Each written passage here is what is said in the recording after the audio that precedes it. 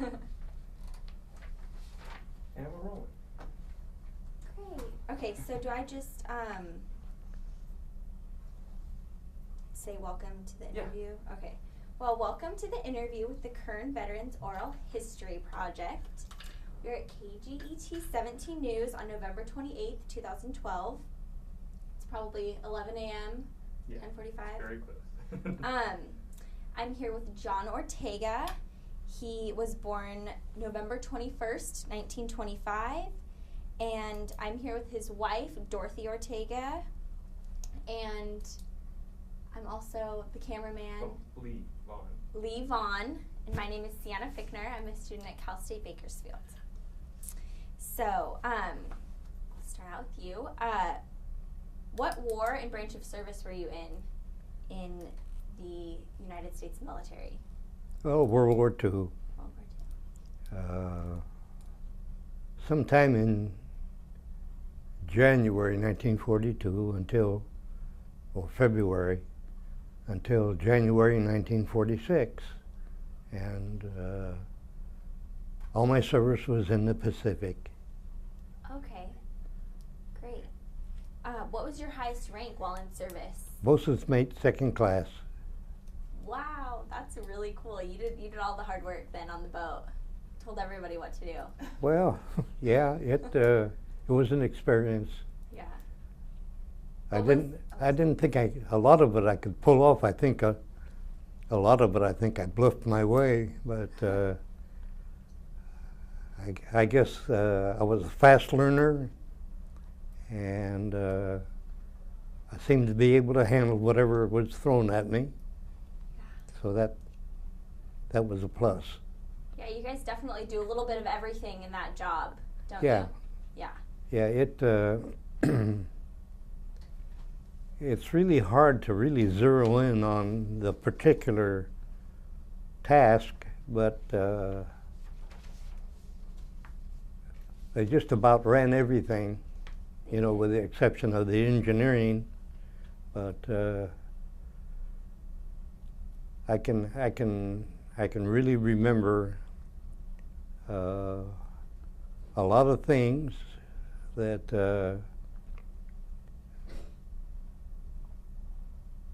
a bosun's mate did during these particular exercises, and one guy in particular.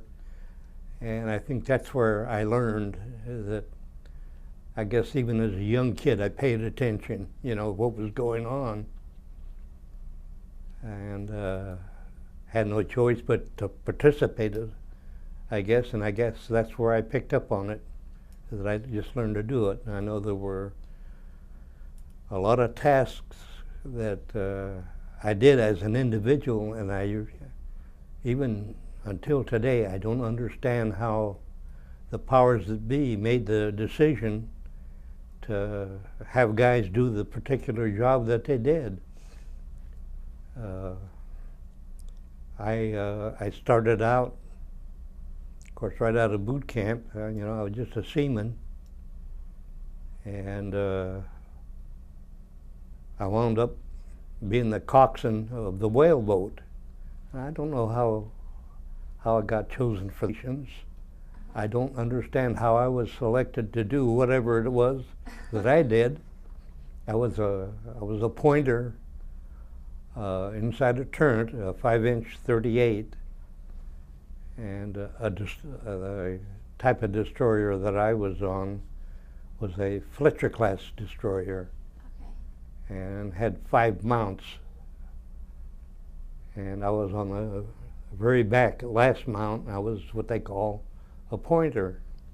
And that's the guy that controls the elevation and depression of the cannon. And you sit right up forward in the turret on the right side, and there's another guy on the other side of the cannon, right up in the same position. It's called the trainer. It's responsible for the lateral movement. And but one of the things that I remember, that I didn't really have a chance to pay attention to what everything else was going on, is that there were instruments that you had to watch constantly to make sure that the arrows were all connected and everything was fine.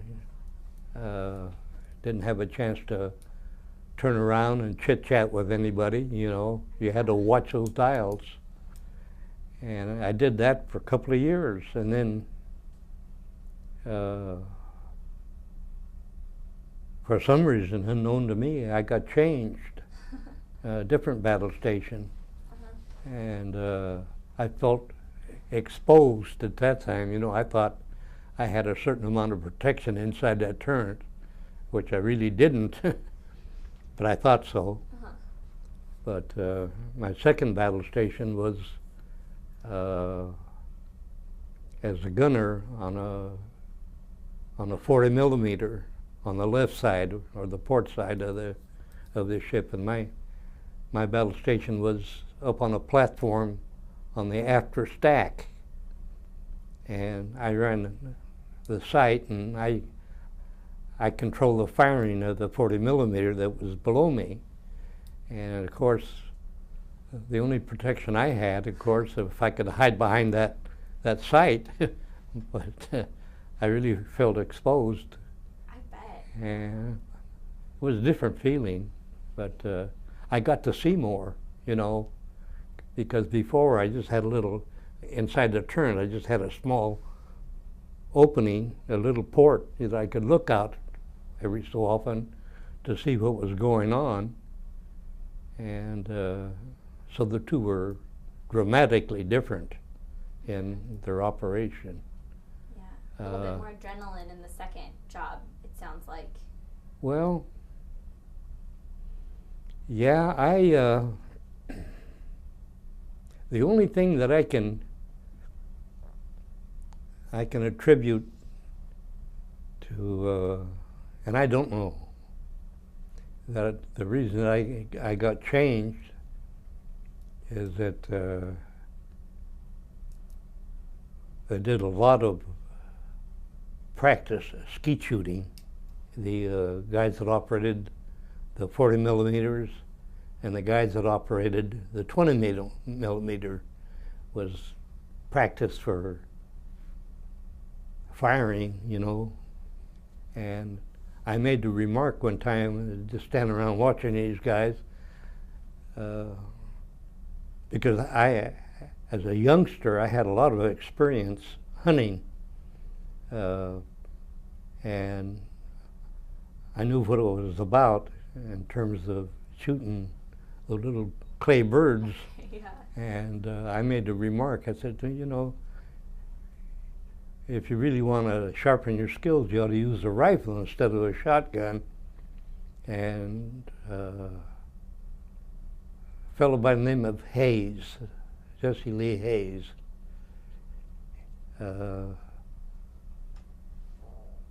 I guess he kind of challenged me. He said, well, you're such a smart aleck, let's see what you can do with a rifle. You know, and if anybody ever would ever have an ounce of luck, I only fired that rifle once, and they threw the clay pigeon that they call out, and I'll be darned if I didn't hit it. And I just, you know, and I handed back the rifle, and next thing I know, I'm put on this different type of a battle station, I guess because of my ability to shoot. But there were a lot of guys that had very similar experiences, you know, that wasn't necessarily so unique to me. Mm-hmm. It was just, you know, as a seaman, you're not really privy to a whole lot of information. You kind of do what you're told. Yeah. And, but I imagine there were a lot of people standing around watching. Yeah. Yeah. And, but, you know, that there's so much that I remember, but yet again there's so much that I don't remember. Okay. there were a lot of serious sides of the experience, but there were a lot of lighter times too. You know, I can remember the one time on the lighter side, the one time that we went to Sydney, Australia, was the whole flotilla, which is 5 destroyers and a heavy cruiser. And I can't remember the cruiser, if it was the Chicago or the Montpelier. But there was a heavy cruiser and the 5 destroyers. We went to Sydney, Australia, and we spent a week there. And it was kind of a recreational trip, you know. It had no battle significance. We just went there, I guess, for relaxation. And I remember the name of the dock of the Woolloomooloo docks that we tied up at, and the cruiser tied up in a facility that was right next to the bridge that you often see in the movies, right in Sydney itself. Yeah. And but I remember when we got off that there were tables on the dock, and it had boxes of peaches and fresh tomatoes and 5-gallon cans of milk. And I have no idea how many tables there were, but you can't believe how much of that was, and help yourself, you know. And I think everybody just about made themselves sick on it, you know. So, but anyhow, we got to go into Sydney and have some experiences there, and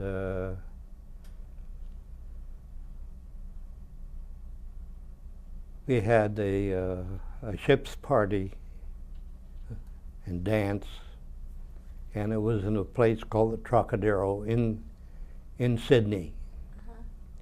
And as the night wore on, and it was just about to break up, I remember, because it was Easter,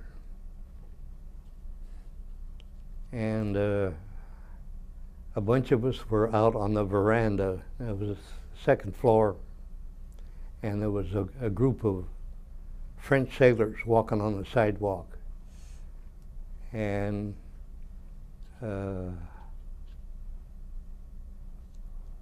part of our food, I guess, was small meat pies, and we threw meat pies at the sailors. Oh my gosh. Oh, well, let me tell you. Was a whole bunch of us wound up in the city jail in Sydney, Australia, and they took us back on trucks. There was probably 30 of us, and I remember the first lieutenant really reading us the riot act about behavior. Oh yeah. And after he got done saying what he had to say, he said, "For those of you who want to go back ashore, you have 30 minutes to change uniforms, shower, whatever, and report back here on the quarterdeck for inspection." Well, we all took advantage of that. We went right back into Sydney, so we weren't disciplined. We just got chewed out for our behavior. And during that particular time, as I recall, we made a lot of friends with the Australian military. And let's see, at that particular time, I think I was 18, 19. But in Australia, if you wear a uniform, you could drink. And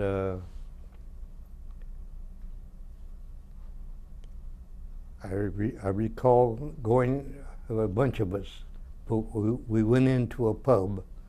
It was all Australians and military. And like I say, the ones that we met and got to rub elbows with, they were great individuals, So we offered to buy the house a beer, You so. guys did? Pardon? You guys did? Yeah, As sailors? great Australians. So we had some previous experience with Australian and New Zealand Rangers. And so we kind of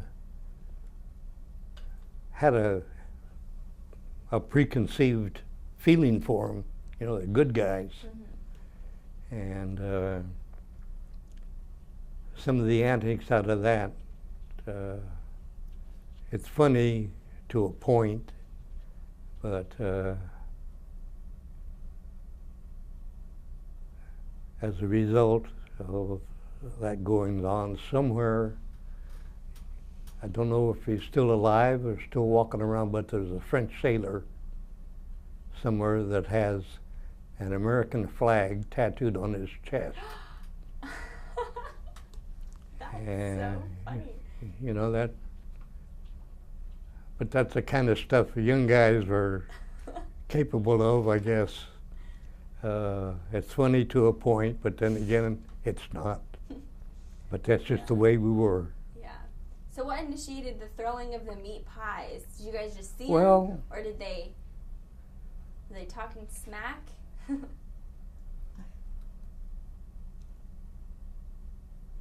young sailors, I guess, and it had a cocky air about them, Okay, I can we see can that. we can whip anybody type of attitude. Yeah.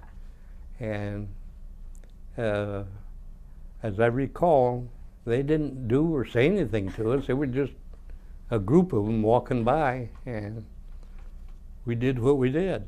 Did you guys get some good shots? Pardon? Did you get some good shots? I don't recall. I don't recall. It's been so long. Oh, wow. But Well, going back to your beginning of service, were you drafted or did you enlist? It No, I sounds like you enlisted. Okay. Okay. the country was really caught up in patriotism, and That's amazing.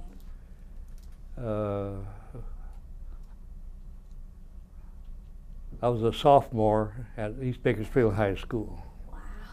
and there were a bunch of us, and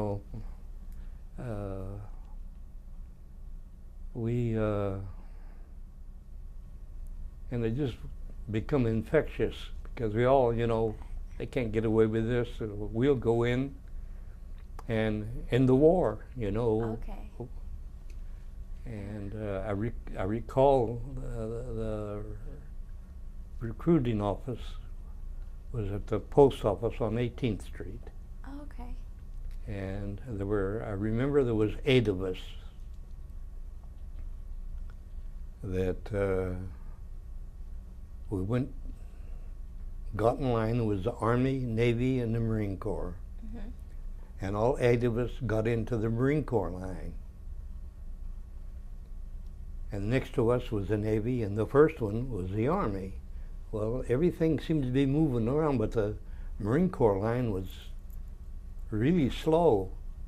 And I stepped from where I was over into the Navy line. I said, come on, this moving along faster. Oh. Well, they stayed in the Marine Corps line. I stayed in the Navy line. And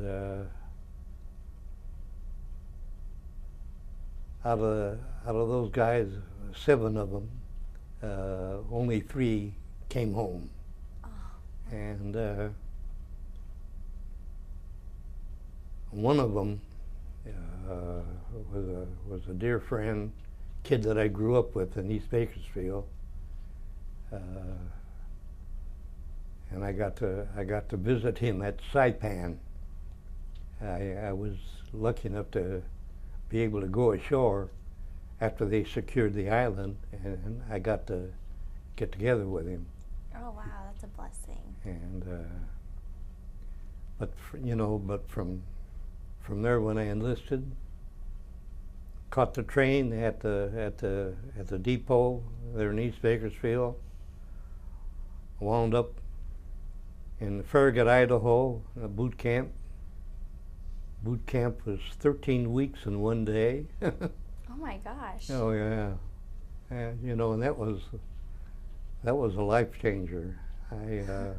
At that time I wondered, what did I do? Here I'm a 17-year-old kid living at home and all good home stuff, and then wind up in the Navy. It was a dramatic life change. It was different. Yeah. Well, actually, speaking from some of my experiences, my best friend's in the Navy. She actually joined when she was 17 also. And she said the exact same thing. She's like, when I went into boot camp, it was like crazy. She's like, I just did not know what I got myself into. Yeah. 1 week I'm at home sitting on the couch watching TV. The next week it's pretty funny. Yeah, wow. Not much has changed. Man, what a change from Southern California to 2 feet of snow, and everything seemed to go on during dark hours. Oh. You get up at 5 o'clock in the morning, and it was a dramatic change. And I think one of the biggest things that I experienced, and I'm not sure they do it today, but if you can imagine a 17-year-old kid living at home, everything rosy and peaches and cream, to beans and cornbread for breakfast.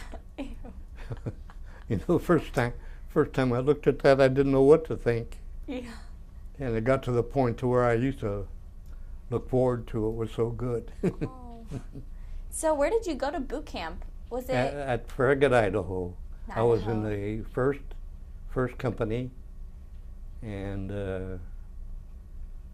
I went from there to Bremerton, Washington, after Okay. boot camp, and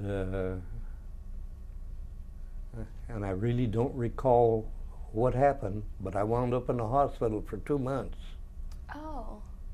and I'd already been assigned to the Halford, and I was aware that it was a brand new destroyer, and I was thrilled, and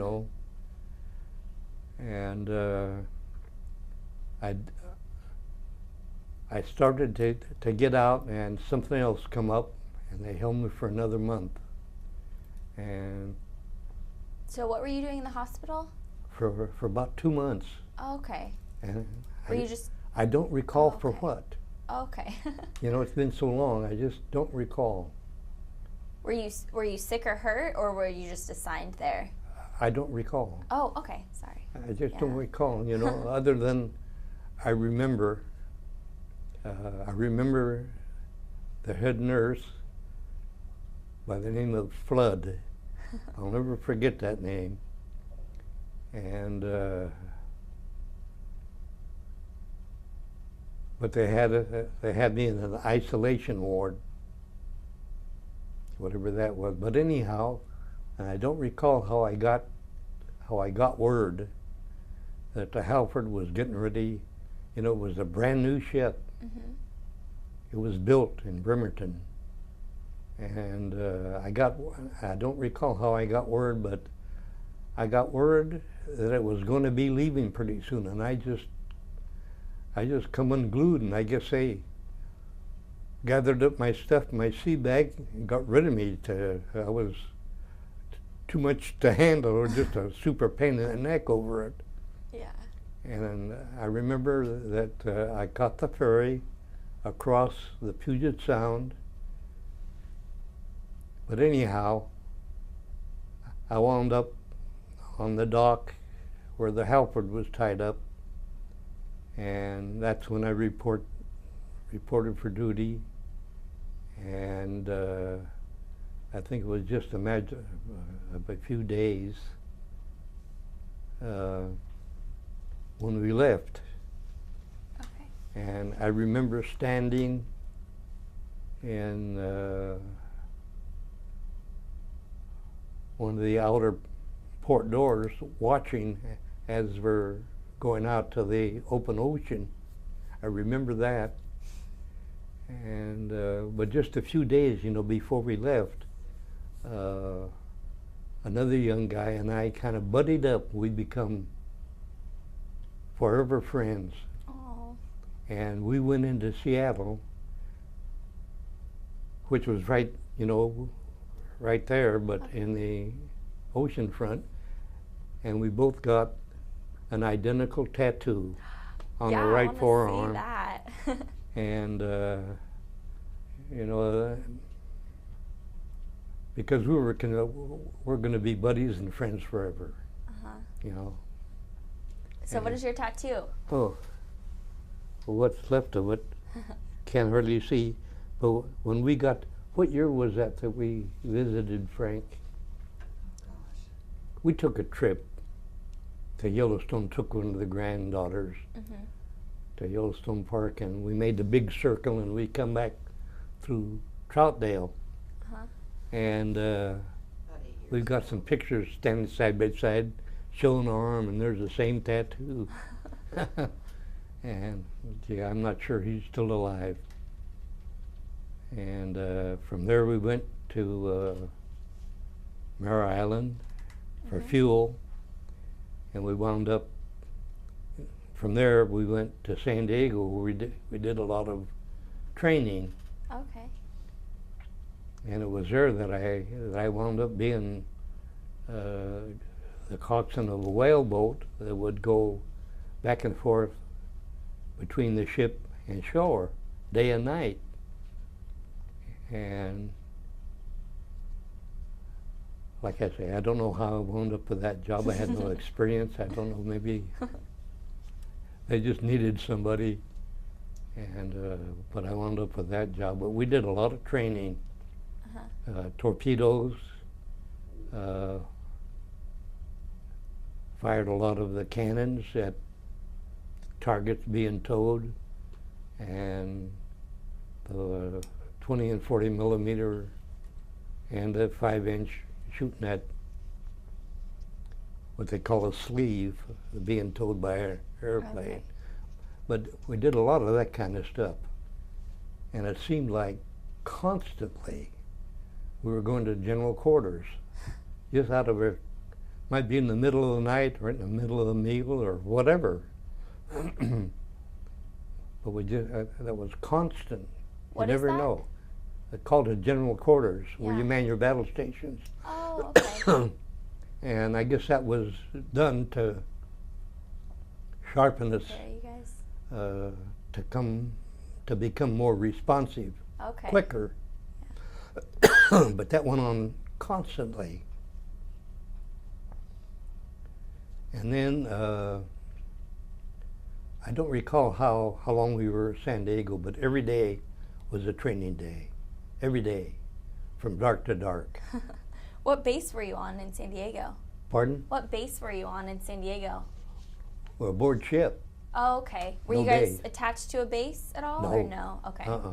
Okay. No, we had no attachment at that time. Okay. And then I recall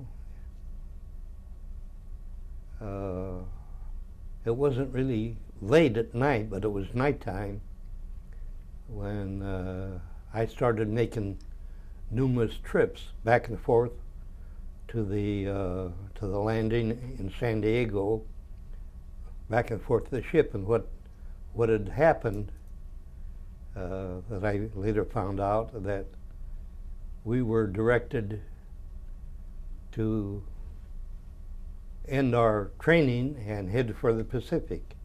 And shore patrol was in every nook and cranny, joint, whatever, in town, announcing, Halford personnel report to the dock right now. And fortunately, we got everybody and getting them back aboard ship. Wow, just like that. And we left right then and there. We still had training torpedoes aboard. And I think it took us, we traveled at top speed, which was equivalent to about 35 miles an hour, flank speed, to Honolulu. And where we took on fuel, we changed torpedoes, took on ammunition and everything, and everybody, even the officers, everybody had to turn to and help get supplies aboard, because apparently that somebody was pushing for us to get out of there and go to our assignment. And our commanding officer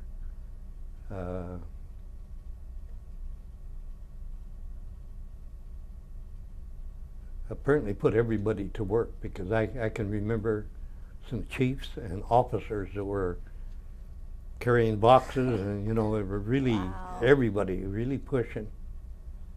And we left, and from there we went to Midway. And I don't know why we pulled into Midway, but I remember it. Midway Island is kind of different. Okay. Different in terms of the water. As you pull into the atoll, it's like looking into a glass of water. You can't. Oh, really? You can't believe water can be so clear or so blue. Wow. Well, it was breathtaking to see that. Midway Island, is that in Hawaii? Pardon? Midway Island, where exactly is that? Midway Island? Where? Yeah. It's Midway Island is kind of northeast of the Hawaiian Islands. Okay. Okay. But I don't know why we pulled in there. I just don't recall. Yeah. But I remember that whatever it is that we did there, but we were going to be leaving the next morning at first light, and that we, instead of reveille, we would be required to get up and go to what they call Condition 1 Easy, which is to go to our battle stations and stand by. Well, I'll never forget this. It was like yesterday, but I had a top bunk toward the aft part of the ship, and apparently at that particular time in the channel leading out of Midway, there was a contact submarine. Well, they started rolling depth charges and firing the Y guns, and the Y guns were directly, on the deck, right above where I was sleeping. Well, like I say, I will never forget that. I thought we'd been blown out of the water. Oh my gosh. Boy, because it caused the lights to flash and everything. Okay. And everybody was scrambling to get out of there and get to our general quarters station. But I'll never forget that. I bet not. What were your guys' racks like, your beds? Pardon? What was it like in where you guys slept? Well, I know there's like tiny little bunks. And yeah, where I was 3 bunks: with the bottom bunk, the middle bunk, and the top bunk. And it was probably, maybe 2 feet between 24 bunks. inches? Wow. And then on the very bottom, there were lockers Okay. on the deck. Each bunk had a locker, and mattresses were probably that thick, but you know, it was, you learned to live with it. You know, it Yeah. wasn't plush, but it was comfortable. Okay. And I don't recall anything adverse about that, but I remember that. And then that's when we joined the fleet that was kind of the forerunner to the Battle of Midway, and we wound up to the stern behind the Enterprise, and that was our station, is wherever they went. And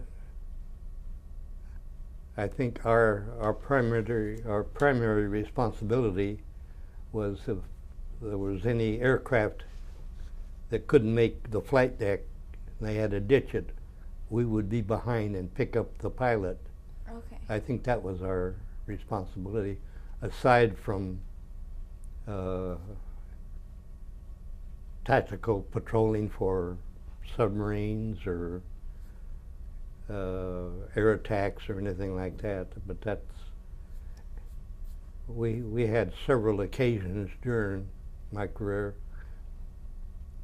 to wind up with the Enterprise on different types of operations, and it seemed like, as I recall, that was our location, that we always were astern of the Enterprise on the port side, and I think that was our responsibility to pick up any pilots that had to ditch.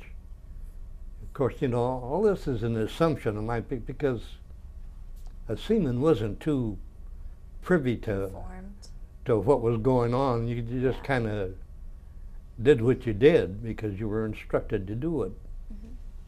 But and then from there, we escorted the Enterprise back to Honolulu for repair, and then we continued south. Okay. And I know that there were some places that we visited or got fuel, but I don't remember. The only place that I really remember was Fiji. I remember pulling in there and getting supplies and fuel, and from there we went to Espiritu Santo, where the fleet and the troops were accumulating when they invaded Guadalcanal. Okay. And we went on that operation, and what we did at that time, I remember we were outside patrolling, I guess you call it a picket line for submarines or whatever, that we would protect the main landing force. And then later, as the days went on, we'd get in closer and do a lot of bombardment. And that went on for, I don't know, a month or two, and then there were a lot of activities about 20 miles across the bay to a place called Talagi. And that's where the anchorage was, where the heavy cruiser that I made mention and 5 destroyers, our flotilla, where we anchored. And right adjacent to that, at the point, was the PT squadron, or the PT boats were. And to my knowledge, those were the only PTs in the South Pacific, and was probably where our one-time president, John Kennedy, could have been there at the same time. Wow. But I know in the afternoons, we would see the PT boats go out in the evening, one behind the other, go out and get into their mischievous things that they did. And then there were an untold number of events. And I really don't recollect, in the sequence of events, but I remember that I think it was the Battle of Savoy Island. A lot of people call Iron Bottom Bay today, Okay. but that was Savoy Island. That there were a couple of cruisers and a bunch of destroyers got sunk there. Frequently down the slot that the Japanese fleet would come to bring troops to try to fortify Guadalcanal. And I recall on a couple of incidents that our flotilla would kind of play hideout, and when they go by, go in behind them and torpedo and shell the troop ships. And that was an experience, that was probably really the first time that as an individual, my observations were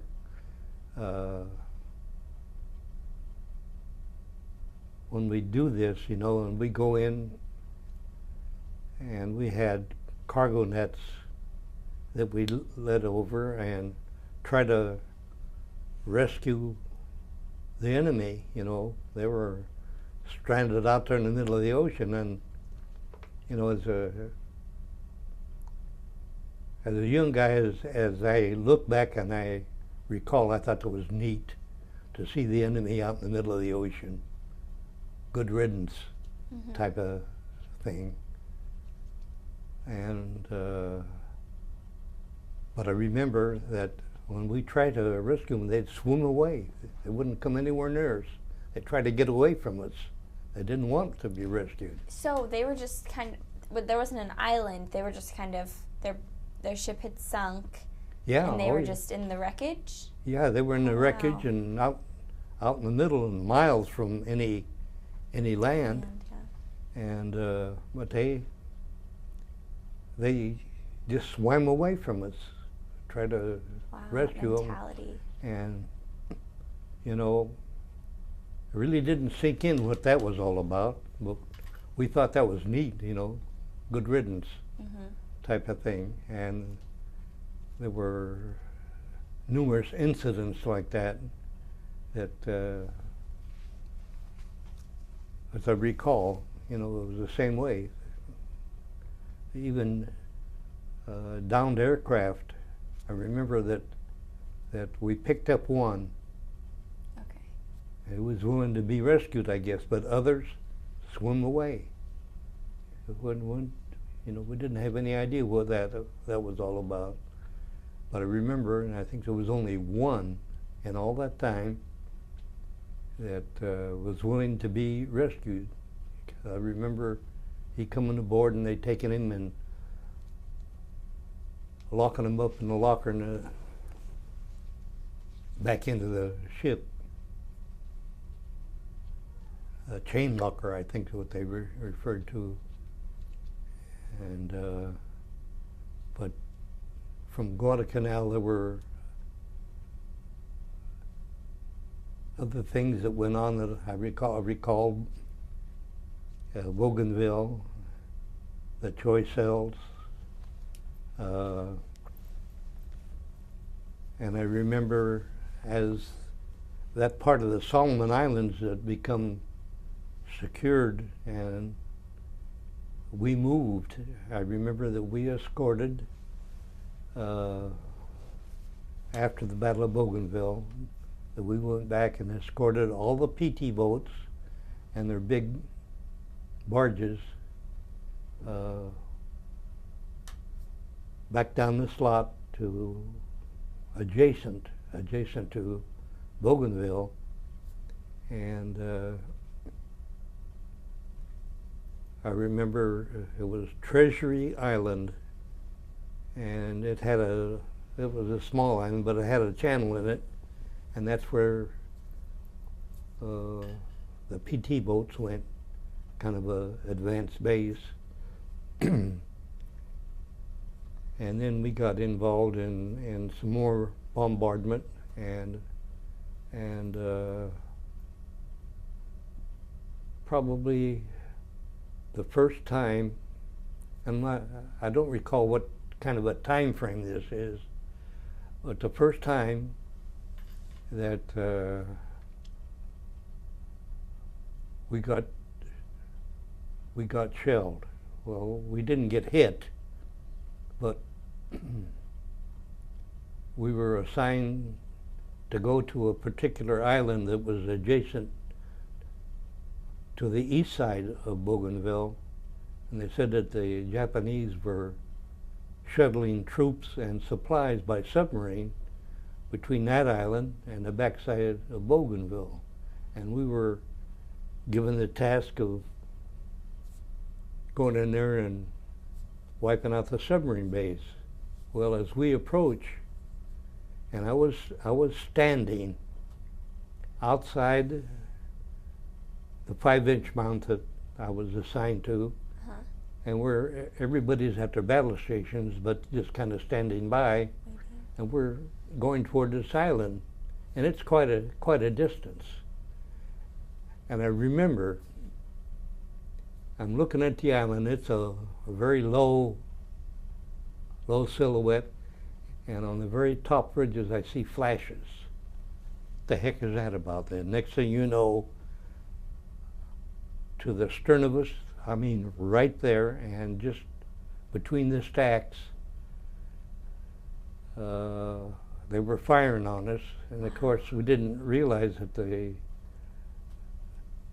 guns that we were on was not capable of shooting that far.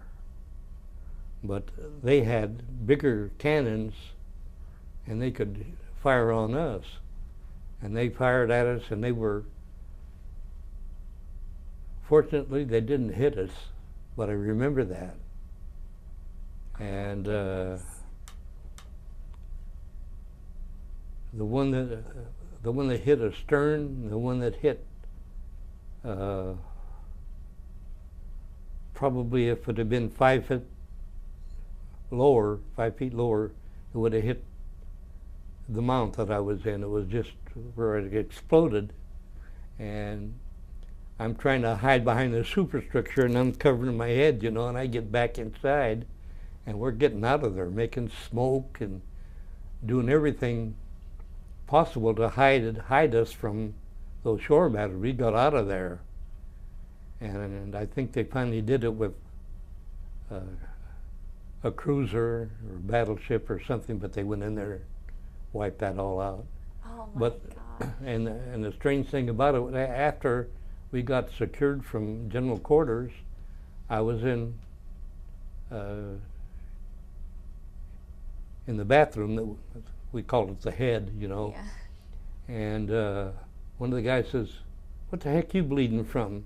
And there was blood dripping down this hand here. I thought, what the heck? And I had a shirt on, and I noticed that it had a slight cut, and I pulled it up, and I still got the scar. You can see it.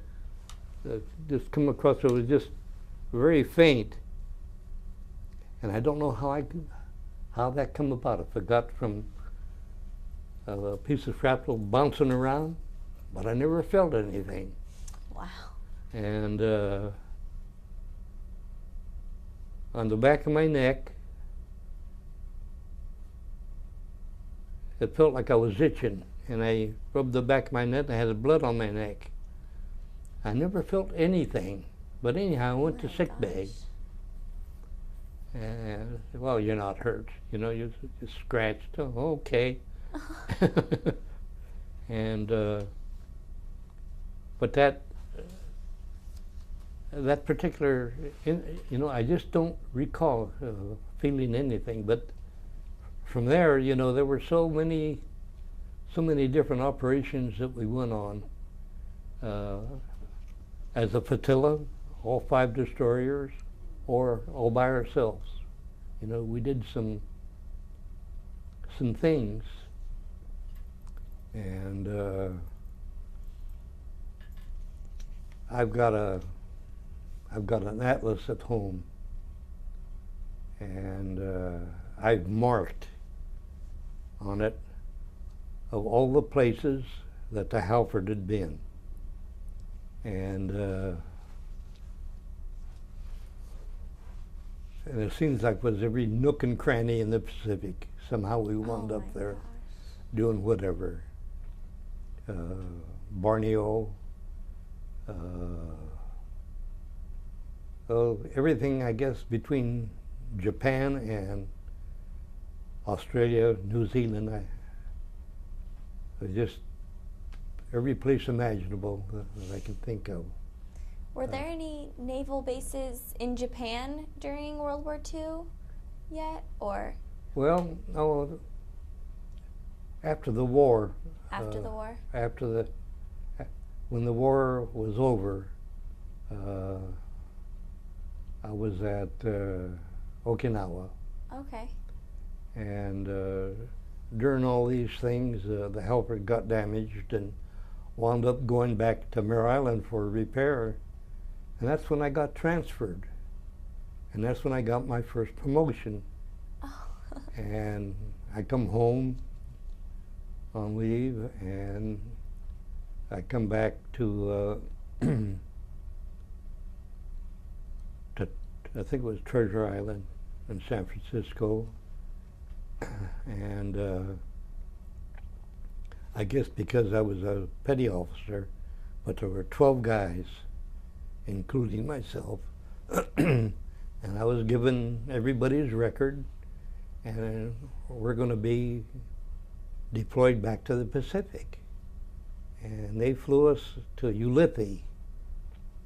And I remember when we were landing, as far as the eye can see are ships. I never saw that many ships in my, you know, you can't believe it.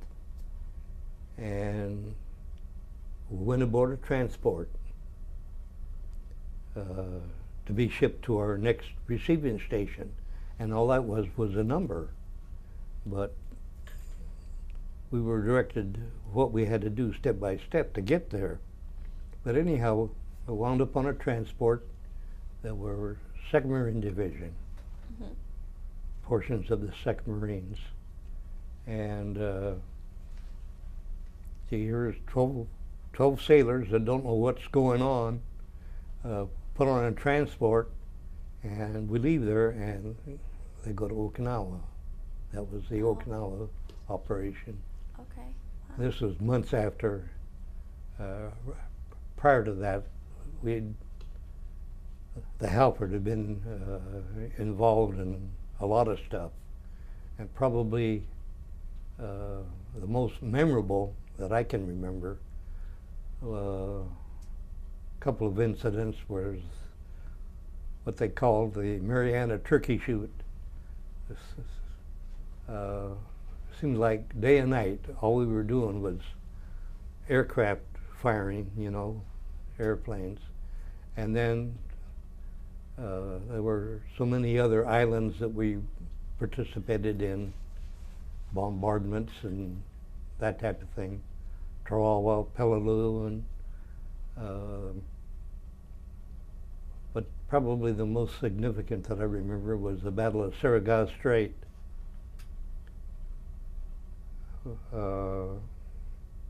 Trying to think of the other destroyer. I want to say Bennett, but I'm not sure. But we made a torpedo run on a battleship, and the battleship was called the Yamashiro, and it was in this line of battleships and cruisers and destroyers that were coming toward Leyte Gulf.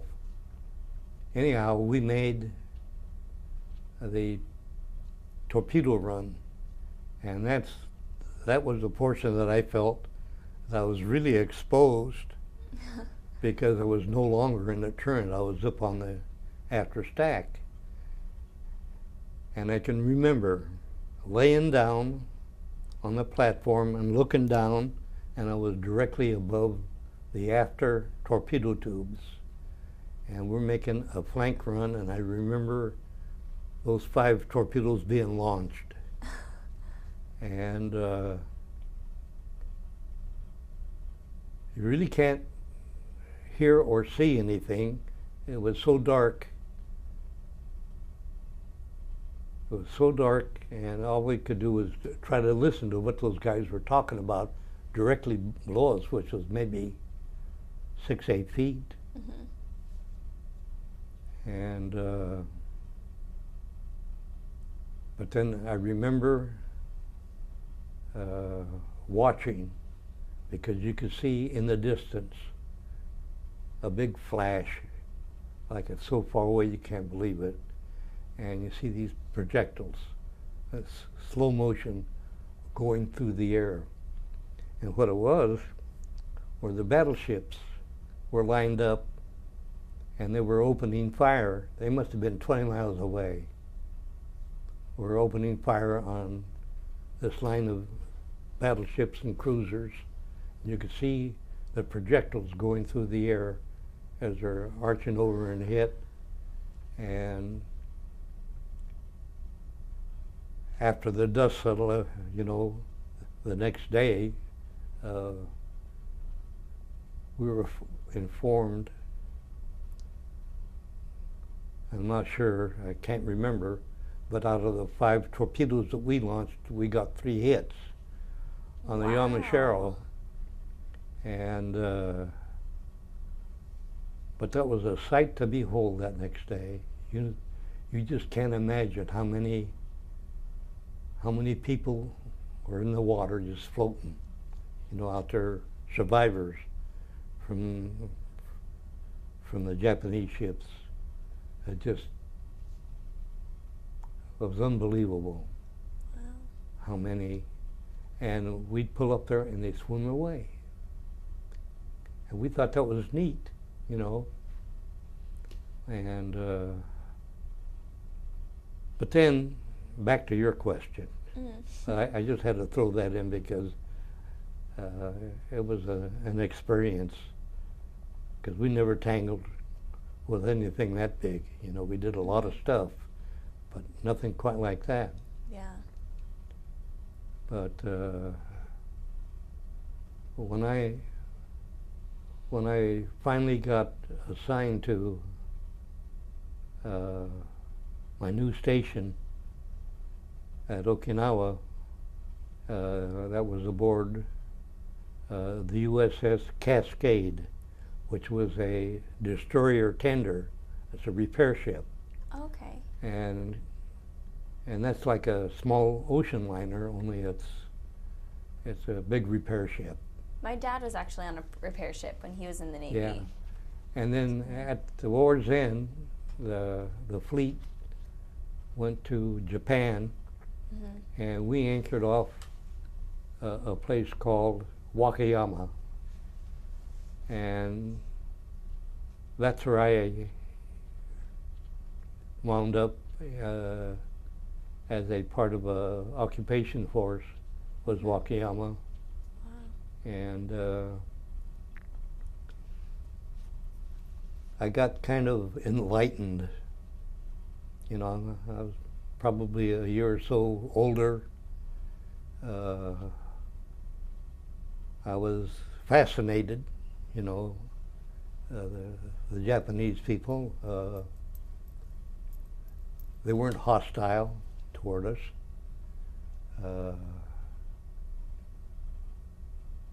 Part of my duty was at that particular time I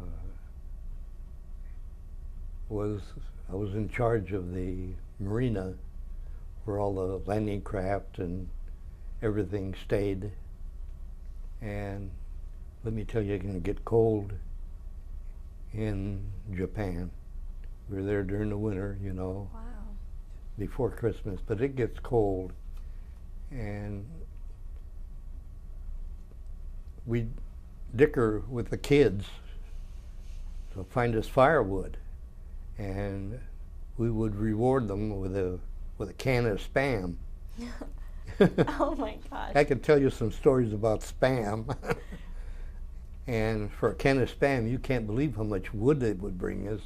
Wow, that's crazy. And, you know, we'd burn in a wood stove, and then we got wondering where in the heck they're getting this great wood. We followed them, and down the middle of Wakayama is a gigantic canal. Uh-huh.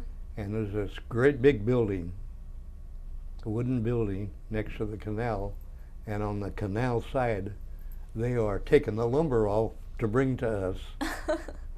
All for a can of You know, for firewood, and we kind of doubled up on the stuff that we would trade for the wood. It became apparent that they were hungry. Oh wow, yeah. And one day I was on Liberty. I'll never forget this. I was in Wakayama, and I was standing by the town square, and I was watching, because I couldn't believe so many people could get on a trolley. I would just stand there watching them. I couldn't believe that there was that many people on a trolley. You think that a sardine can is packed. You have no idea. And standing right next to me is a tall Japanese that's dressed in the traditional Japanese garb. He said, "Amazing, isn't it?" And I almost fell over. Who's this guy that can speak English as well as I do, you know? And we started to chit-chat. And I found that he was born and raised in the San Fernando Valley. Oh wow. His family owned a little neighborhood grocery store, and traditionally, every so often, the family would close the store and make a trip to the homeland to visit relatives.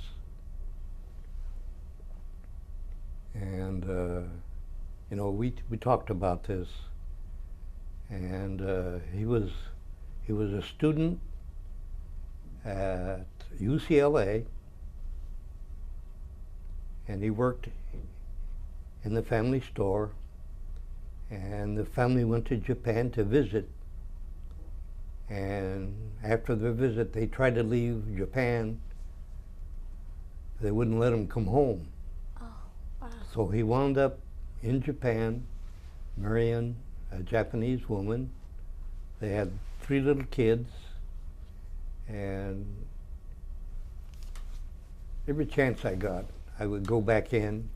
I'd bring coffee, Hershey's soap, you know, as a gift, and just chit chat with him. You know, what was his take?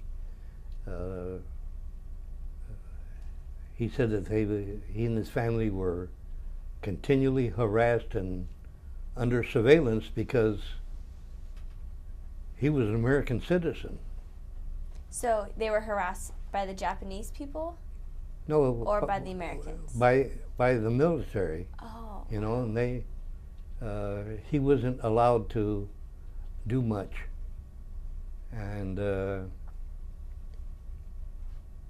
but in our conversations, he said that prior to the surrender, and even months prior to that the Japanese populace was absolutely terrified over the idea that the Americans would invade Japan, because they had been led to believe that we were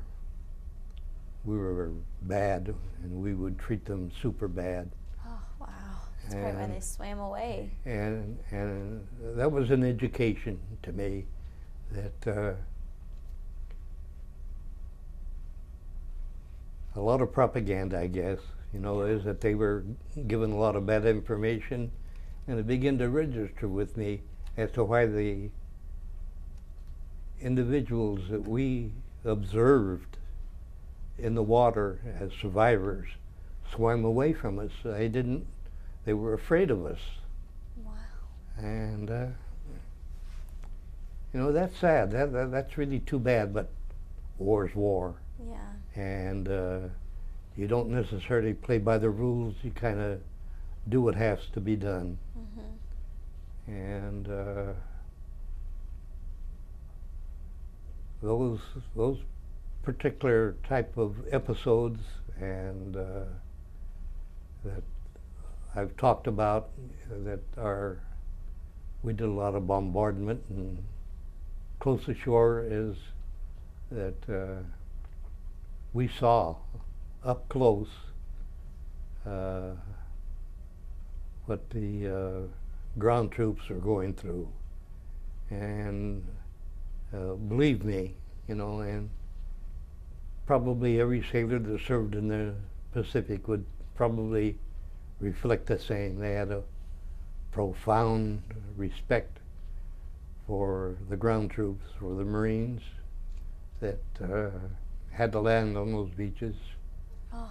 And as a young guy, you kind of get in, and here you're out, I don't know, several hundred yards off the shore bombarding, and here's bodies floating around. Well, here we have a nice warm bed to sleep in. We have food that you want to question the quality of food. It was spooky, what we had as compared to what they had was really, really a profound respect for those guys, what they had to go through. Because when I saw my friend at Saipan, I got to get in the chow line with him. They were having food, and he said, "Man, you're really in luck today." So we're having our first hot food. Let me tell you what that was. I'll never forget it. Their hot food was a piece of fried Spam. It was like the consistency of leather, a ladle of boiled lima beans, a piece of bread, and something that they called butter, and for dessert, a piece of chocolate cake that you had to use a hacksaw on. And they thought that was great. I couldn't believe, and they called that really a hot meal and was really great. Oh my gosh. And we went back, and there were 3 or 4 of us guys that got to go ashore because of friends. And I remember one that had a brother that was a tank commander in the 2nd Marine Division. But anyhow, we come back, and we told them what our experience was. We saw these guys, this is what they ate. And I don't know what influenced it, but we were told to recontact them, invite them aboard ship, and we would have something special, a Sunday dinner type of thing. Well, I went back, and there were 2 Marines, the one that I grew up with in East Bakersfield, and another Marine from Bakersfield. They came back aboard, and let me tell you, the meal that they prepared was unbelievable. We called it seagull, but it was chicken and all the trimmings, cherry pie. They opened up ship stores and give them cigarettes and cigars, candy bars, type of thing. And they were able to come back aboard ship, spend the time, and but I remember that. I thought that was so neat that we could do that. That's amazing. But there are so many other incidents, you know, and other things that I can remember because I was on watch up on the bridge, and this happened frequently, really frequently. But I remember that the ship's captain was standing out on the wing, and with him was the first lieutenant, and my job at that time, my watch, is that I was steering the ship. Wow. You know, following the compass route and everything, but a lot of guys did that. Okay. But I remember the first lieutenant making the remark that he had never seen so many naked sailors in his life. One of the things on a destroyer with that many people, 300 plus, is that you learn how to live in those conditions. You know, water's rationed. When you do your laundry and shower and all that, water's rationed. You use a lot of salt water, and you're rationed fresh water. Well, every time that we would go through a rain squall, and in the Pacific Ocean, a rain squall is like standing under a shower. You never saw so many guys out on the deck with soap, and they're taking a shower out in the rain. Did you ever do that? Pardon? Did you ever do that? Oh, absolutely. Oh yeah, heck yeah. You know, that was a treat to get a rainwater shower. But you see, you couldn't believe how many naked sailors be out on the deck soaping down. it was, but I remember him telling the skipper that never saw so many naked sailors in his life. But we were always hitting a rain squall, you know, and every time we did, that's what happened. Guys that put their buckets out, you know, everybody had a 3-gallon bucket and a little scrub brush, everybody. And that's what you showered in, that's what you washed your clothes in, and you washed it in salt water and rinsed them in fresh water. Okay. But you were only allotted 2 times a day, or 6 gallons of water. That's it. And you had to figure out how to use that, because you had to. That's what you had on a daily basis to wash your clothes and to shower. And you showered in salt water and rinsed off with fresh. And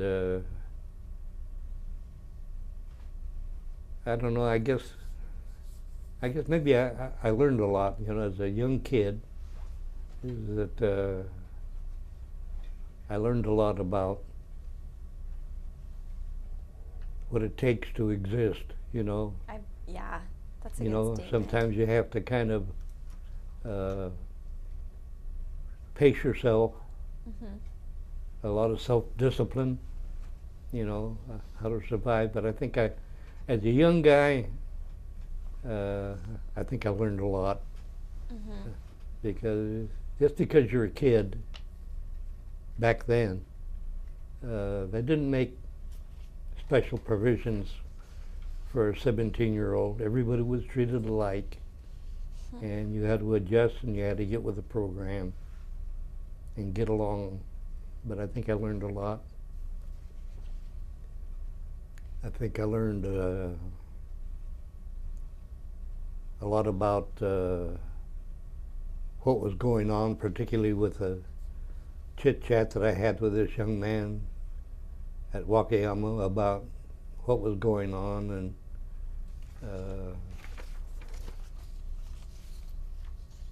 but in between, there's so much, and I think that, I've got pictures, I've got a model of the Halford, but probably the very best, bar nothing, is that the Halford has a website.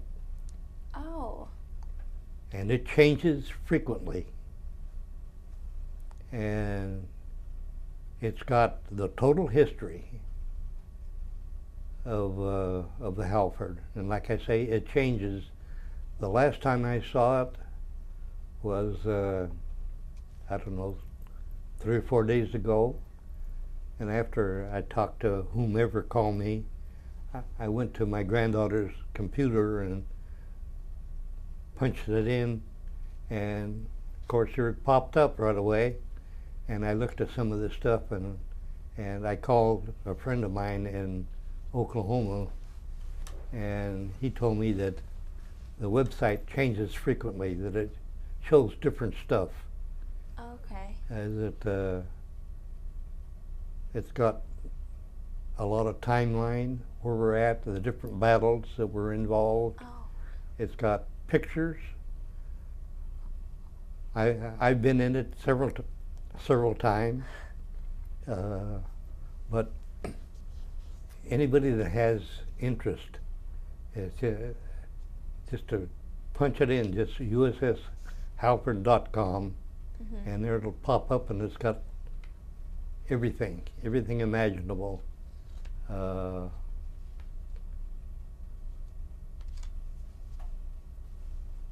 And I've really, the last time I talked to my friend in Oklahoma, John McDonald, last time I talked to him, the reason I talk to him frequently is that over the years he's been the coordinator for our reunions. Oh, okay. And I called him, oh, I don't know how long ago, but I was talking to him about, you know, gee, I'd like to decorate my hat, but I'm not sure what goes on. He said, well, number one, the Halford earned 18 battle stars. Oh my gosh. And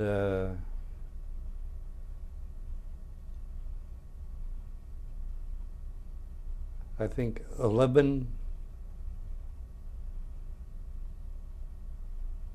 8. There's 8 campaign bars, but in addition, he didn't know that I also got the Navy Good Conduct and the European Theater because of a trip. But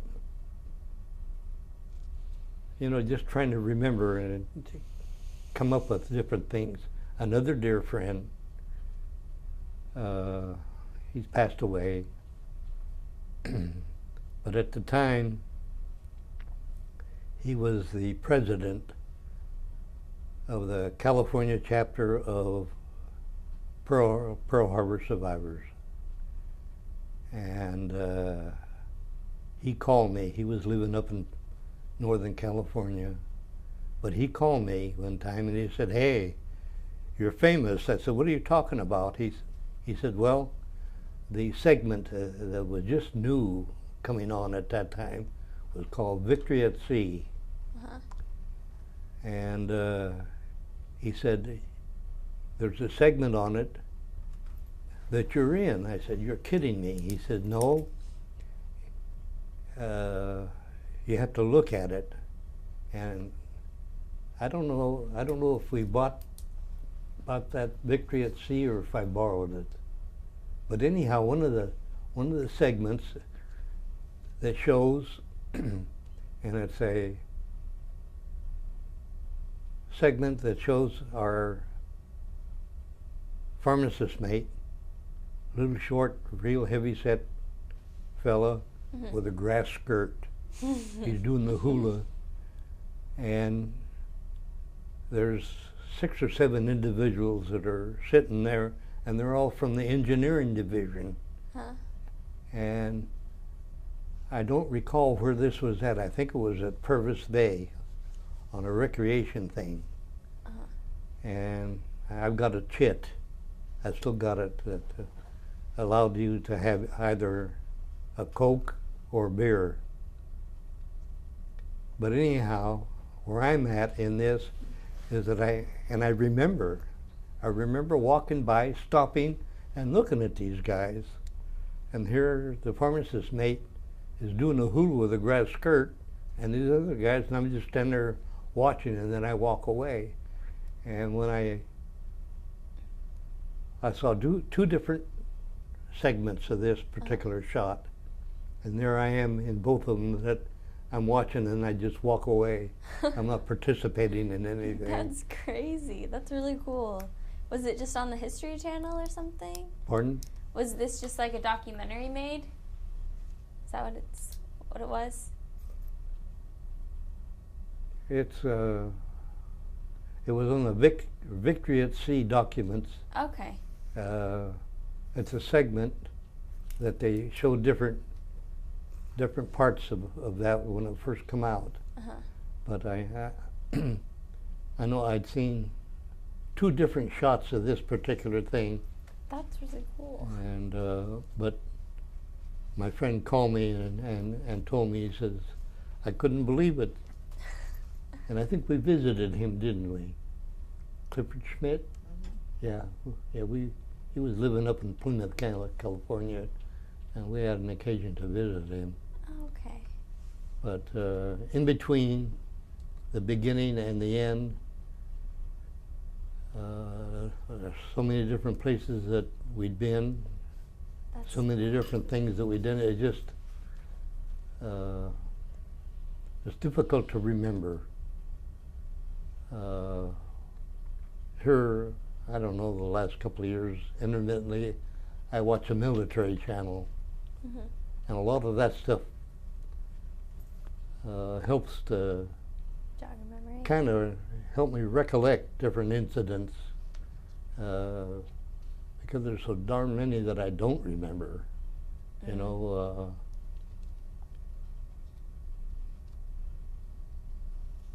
one of the things that I saw in this latest thing that I looked at on the website, and I think it was at Saipan, and the different activity leading up to this particular time, that we hadn't received mail for months. Mm-hmm. We were just on the go so much that it couldn't catch up to us. But there's a picture on there, the latest, that shows where they dumped. Finally, our mail caught up to us. It was over 300 bags of mail. Oh my gosh. And let me tell you, mail was important. Yeah. If you didn't get mail, you know, that was really a downer. Mail, they really depended on mail. But here they dumped all this mail on us. It was over 300 bags. It was a mountain of mail. Who would write to you? I had a couple of friends that I'd write to. This friend that was in the 2nd Marine Division, that was on top. I used to write to him spasmodically. There was another one that was on a troop carrier. Used to write to him, Jimmy Doughtis. And of course, my mother and different girls that I knew. But intermittently, you know, I'd get my fair share of the mail. Oh, good. Mm-hmm. But I could go on and on, you know, just talk about, but it's bits and pieces. Yeah. As I recall.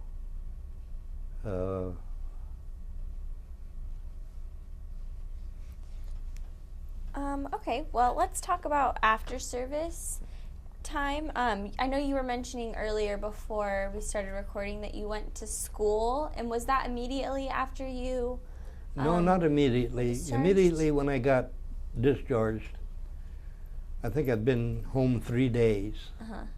and I was living in East Bakersfield. I didn't have a car, and I walked to the Department of Motor Vehicles. Well, at that time, on Golden State Avenue, was a Highway Patrol office, which was also the Department of Motor Vehicles. Oh. And it was probably as big as that room in there, you know, to get my driver's license, because I'd never had a driver's license before. And when I come out, it was just like 8 o'clock in the morning when they first opened. And when I walked out, that was the headquarters of the Kern County Fire Department. Oh, okay. And as I walked out of the Department of Motor Vehicles, and I'm talking 20, 30 feet away, is that the engine house doors opened, and they started up all the fire trucks at once. Well, that's a lot of noise. Yeah. And I kind of stepped in to look down the row of all these fire trucks, and I'm watching all this, and there was a fellow that walked up next to me, and we, hello, and how are you, and all that, and he looked at my feet. I was still wearing my Navy shoes, and made a remark. I said, oh yeah, I've just been home 3 days. And he said, oh, you looking for a job? I said, oh yeah, you bet. He said, how would you like to be a fireman? Wow. You got it. Followed in him, and at that particular time, I became a fireman, Okay. and loved it. Guys I worked with had to be the world's greatest. You know, it was a fun job. A lot of activity, but a fun job. Good guys. Wow, that's great. And during the course of about 2.5, 3 years, I was pretty close to my grandmother that lived in Ventura, and I hadn't seen her. So I took my vacation, and I went to Ventura on a visit, to visit my grandma. And while I was there, the family was close friends with a ranking officer on the police department. Got to meet him and chit-chat, and one thing led to another, and he talked me into taking the exam for the police department. I thought, man, I got a good job. Well, you ought to think about it. Well, I did. I'll take the exam. And I remember filling out the application because that got kind of scary. But anyhow, I took the exam. And there was almost 100 individuals that took the exam at that time for 3 positions. And I passed, and they had the written exam, the oral interview, and the physical agility in 2 days. But anyhow, for the 3 positions, I got one of the positions. And I said, well, you know, I can't just up and walk out. I've got to give notice and do those things. So I had to wait like 6, 8 months for July, which was the beginning of the fiscal year, for an appointment. Okay.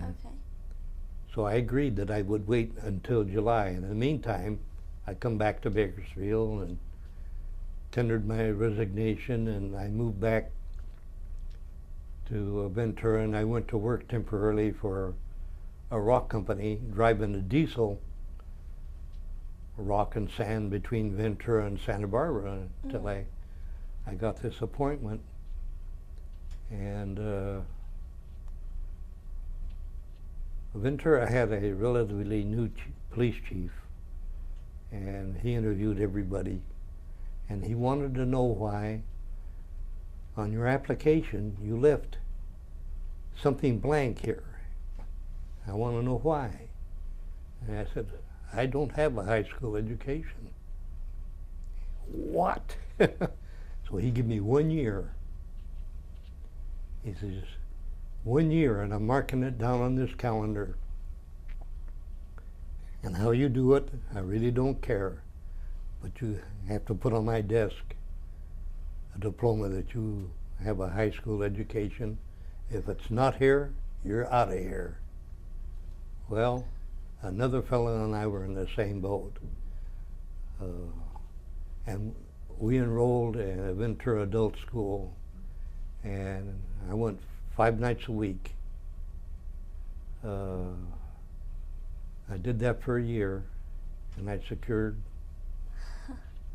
a high school diploma, and then I went on to junior college, and then ultimately when this other factor stepped in, where salaries were tied to education, was kind of a very unique thing that transformed with the local police department.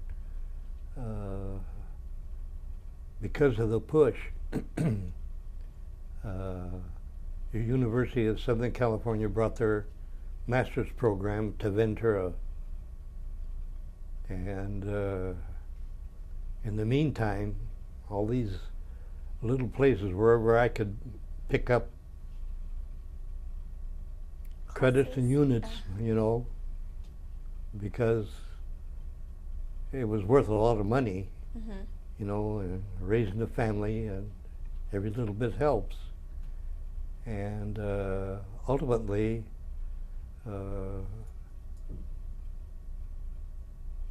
Ventura was the first police department in the nation to require the minimum of a 4-year degree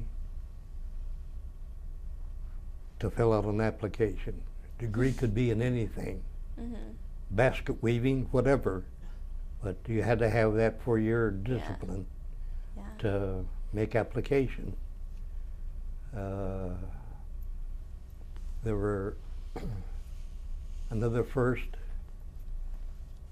was that there were 18 officers on the department that had secured their master's degree. That had been unheard of.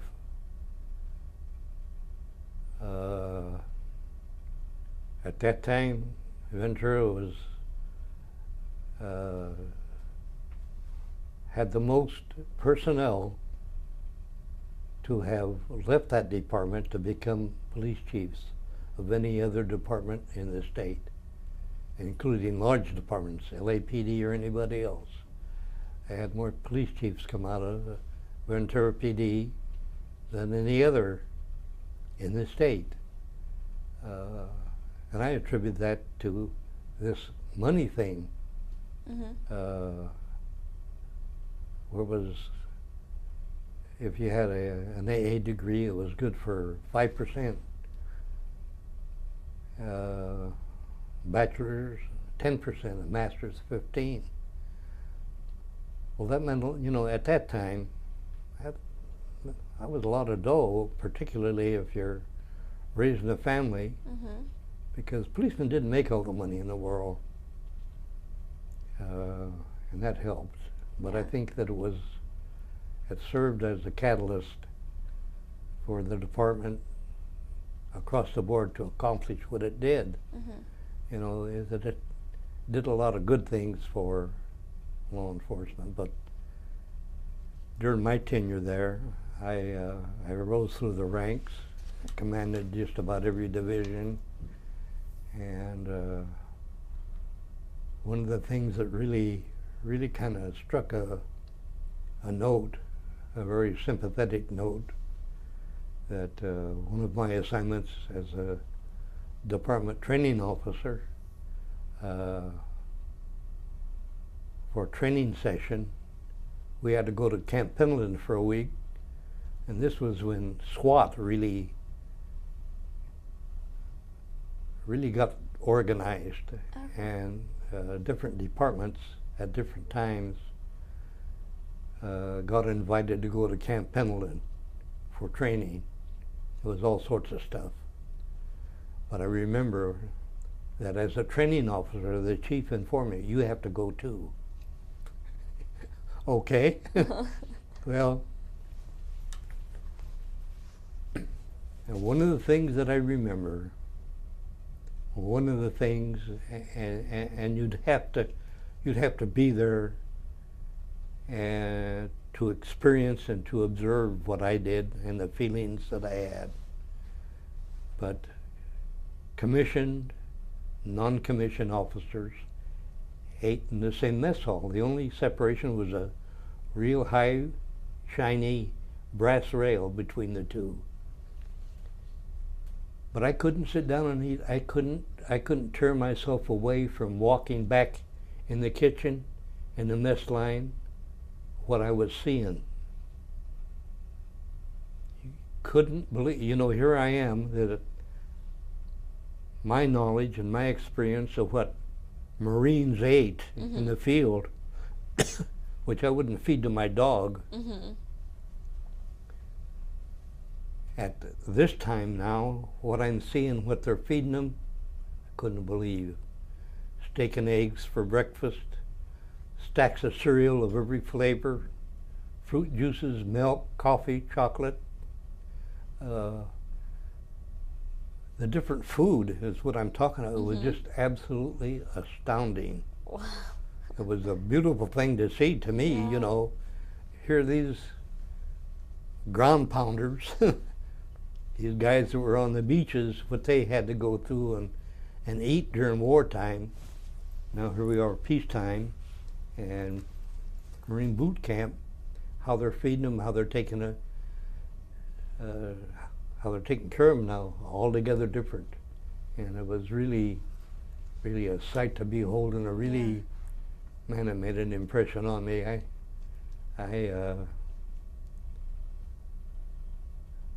I made some real good friends through some of the ranking enlisted guys. I used to buy parts of a Marine uniform not just because they were Marine uniforms, but the quality and the texture of the jackets and the shirts was ideal for the things that I did as an outlet. I was really involved all my life in outdoor stuff, hunting and fishing and that type of thing. And the kind of stuff I was able to buy through their store was really quality stuff to use for that kind of activity. Okay, yeah. And boy, that brought back a lot of memories, just seeing that and how those guys were being treated. But the vast majority of the things that I think about on a daily basis, and I do this, I really don't know what draws me to it, but I think a lot of my friends that I had. And when I talked to John McDonald here a couple of weeks ago, we talked about past reunions, and he said, well, there's no need for us to try to get together. There's probably only 8 or 10 guys that originally commissioned the Halford that are still alive. And he and I are 2 of them. And that's just hard to visualize. Yeah. And a lot of individuals I think about, and I really don't know what draws me to them.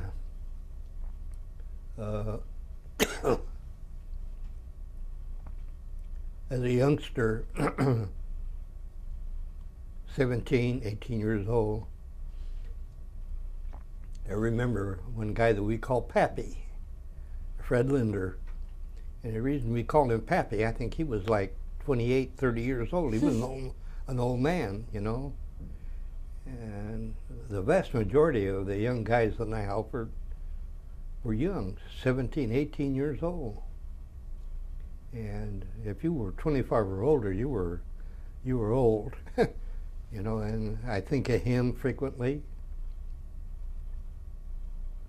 I think of the friend that I visited in Troutdale, the one that he and I got to tattoo together. Think about him a lot. And I often wonder, you know, what draws my memory to these guys? Mhm. But we were close, we were good friends. And my friend back in Edmond, Oklahoma, John McDonald, the guy that was always the reunion coordinator, we chit-chat back and forth and have a good time talking about things, and we're always, do you remember this, do you remember that? One of the things that he reminded me of, and I never remembered, and to this day I don't remember, but the only food we had on board was spaghetti. That was it. No sauce, no nothing, no bread. And that's what we ate. He said 3 times a day. You get in a chow line, if you want it, just plain spaghetti. Just a plate of it? Yeah, just, no, you got a tray, you know, you didn't get plates, you know, and sometimes, depending on the weather, that you're in the mess hall, which is below decks, and you're hanging onto the table trying to hold on. You're standing up and trying to hold your tray and trying to eat, and because of the weather, you're bouncing around like a rubber ball, you know. And there's food on the decks. So many times, you know, you're in stormy weather and trying to eat. I know at our battle stations sometimes we'd be several days, that's where we stayed, you know, they call condition 1 easy at our battle stations, ready for whatever we were involved in. And we get a Spam sandwich and a cup of coffee, and that's what you got to eat. That's so funny. You know, that become a way of life. You Yeah. know, and it probably wasn't the most ideal situation, but that's where a lot of guys had to go through. Yeah. You know, I know I was awfully envious when I come back for discharge from Japan, as I come back on the Ticonderoga, which was a first-line aircraft carrier. Man, I couldn't believe what they had on that. Had soda fountains and, Oh my goodness. you know, it was, that life was different, Yeah. altogether different. But the realization of the size of a ship that we were on, we had a little over 300 personnel, and when we would underway, we would refuel and get supplies either from a tanker, from a cruiser, from a battleship, from an aircraft carrier. It was like a tinker toy, you know, size-wise. Oh yeah. You know, alongside these, refueling, being towed and all that, and it just, you know, it's caused me to, wow, what how did that many guys on that smallest ship survive and get along? But we did, you know. Yeah. But learn to adapt. Service in every aspect, even Yeah. the food. Yeah, but you know, and then, to bounce back to the police department, then I retired, and I went on to become a police chief. Wow. And because of other circumstances, I wound up on the Tohon Ranch Company Special Services Division, which was security of the property, and I ran the wildlife program, the hunting program, and all that. Oh, that's And cool. it just around that, a career to retire, to ultimately take care of my wife and I. That seems like our life has been surrounded by kids.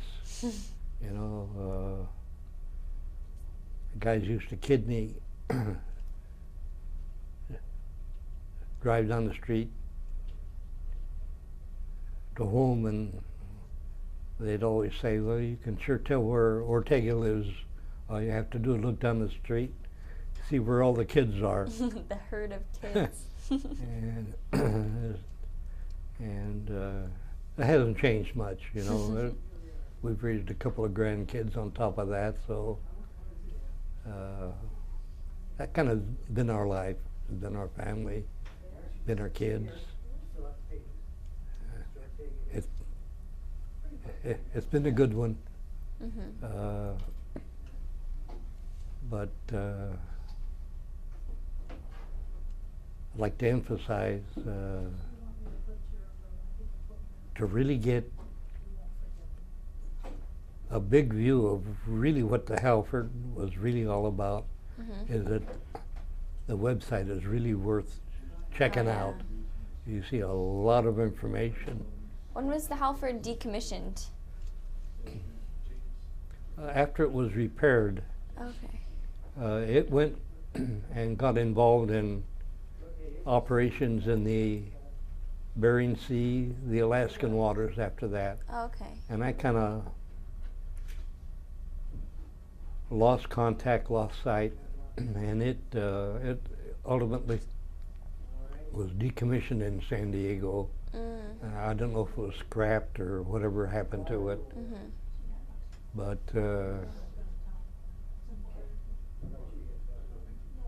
there's a lot of things that have transpired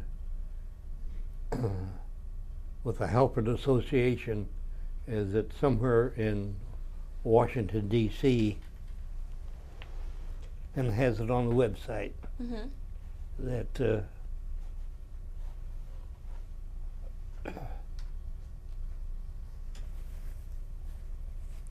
I'm not sure where it wound up, either at Annapolis or some military building, Mm-hmm. but a memorial.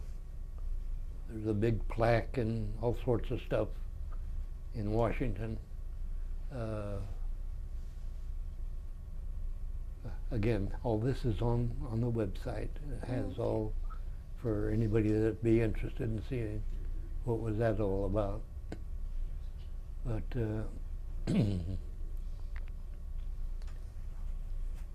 I know when I went back to Quantico during my law enforcement tenure, I attended the FBI Academy for special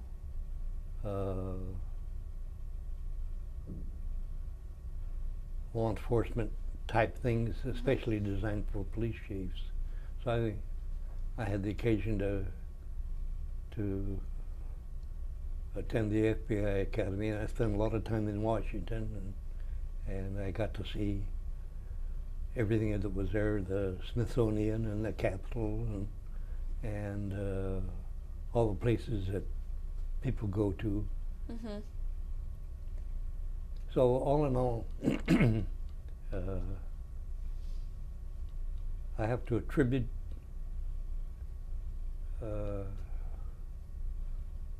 my brief life in the military is that I think that it prepared me, kind of helped me grow up, and prepared me to handle life as it has, you know.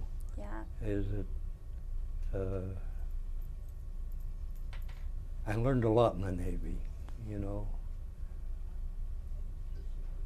It didn't take me very long to pick up on that rank had its privileges, and the guys Yeah. that had rates and ranks had privileges, and that was for me.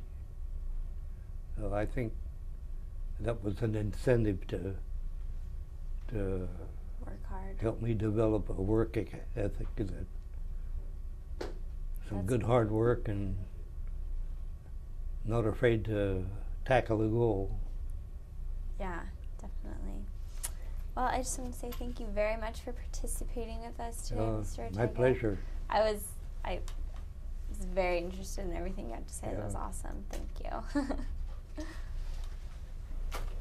That meat pie story and the tattoo